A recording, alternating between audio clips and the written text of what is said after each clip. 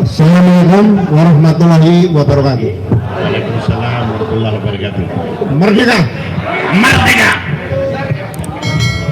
GMKR atau Gerakan Merebut Kembali Kedaulatan Rakyat merupakan momentum yang sangat bagus sekali karena reformasi tahun 98 sampai 2000 dari 75 adalah 25 tahun. Nah sekarang GMKR adalah memperbaiki apa yang belum dicapai oleh gerakan reformasi tahun 98. Saya tidak akan mengulangi lagi ya.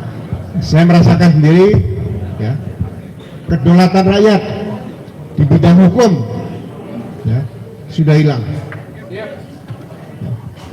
Ini bisa kita rasakan dengan beberapa kriminalisasi terhadap warga masyarakat, mantan pejabat kita saksikan sendiri ya.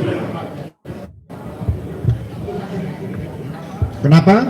Karena aparat penegak hukum tidak pernah belajar dan tidak pernah membaca pasal 1 hukum pidana, baik hukum pidana yang lama maupun yang baru.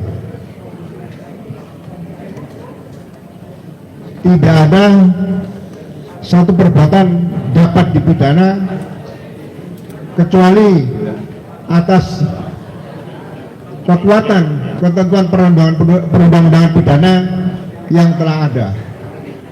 Sebagai contoh, mengapa semua diam dengan pasal 310 dan 311 KUHP lama? Pencemaran nama baik dan fitnah. Tidak ada pencemaran nama baik dan fitnah yang dilakukan secara bersama-sama. Itu bukan pasal penyertaan dengan tersangka 8 dari 12, kemudian hilang lagi 2.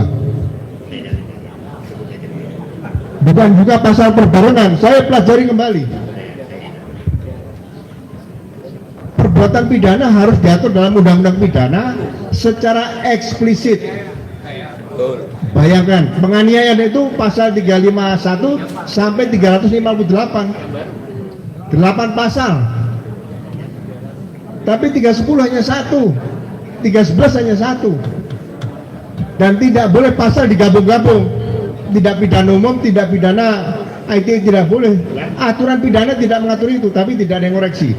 Ya. Nah ini kedaulatan hukum, satu harus kembalikan. Ya. Yang kedua, kedaulatan olahraga.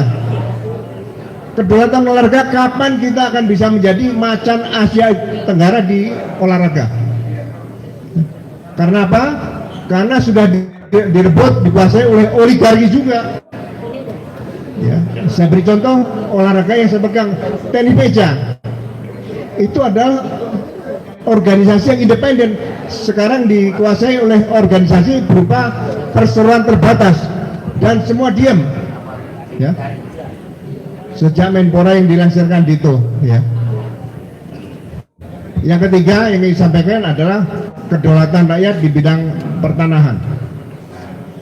Ya, saya berharap mungkin Pak Prabowo, Pak Presiden bisa mendengar. Pemilikan tanah harus dikembalikan. Hanya satu badan yang menangani tanah, yaitu BPN. Kalau aparat BPN melakukan pelanggaran pidana dan memiliki akte jual beli yang sah, dijadikan tersangka, sekarang ditahan. Pejabat BPN ya, tidak melakukan tindak pidana, dipidanakan di salah satu provinsi di Indonesia ini. Kemarin saya mengikuti sidangnya. Ya, jadi sekali lagi kedaulatan kepemilikan tanah harus dikembalikan kepada BPN. Bila perlu tidak ada menteri agraria, langsung kepala BPN. Ya. Perkuat lembaga-lembaga negara non kementerian. Ya. Sebagai contoh kita lihat Bea Cukai. Ya. Sudah direformasi katanya, ternyata masih terdapat lagi korupsi. Ya. Seharusnya Bea Cukai dibesarkan menjadi lembaga negara Bea Cukai Indonesia, seperti custom di Amerika atau di Cina sana. Tidak di bawah Menteri Keuangan.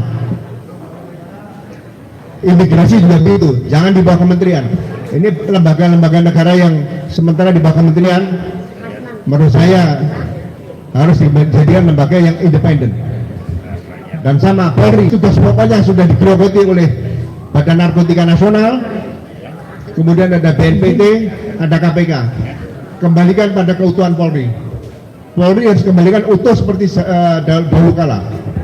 Ya mudah-mudahan nanti kalau ada pergantian Kapolri baru, ditantang bisa nggak melaksanakan tugas secara profesional sebagai abdi negara, ya, sebagai insan rastra sila utama, abdi utama dari nusa dan bangsa. Itu saja ingin saya sampaikan, ya, karena saya tidak bisa teriak-teriak, nanti teriak-teriak suaranya hilang langsung. Sekian dan terima kasih. Selamat berjuang, merdeka. Merdeka. Terima kasih.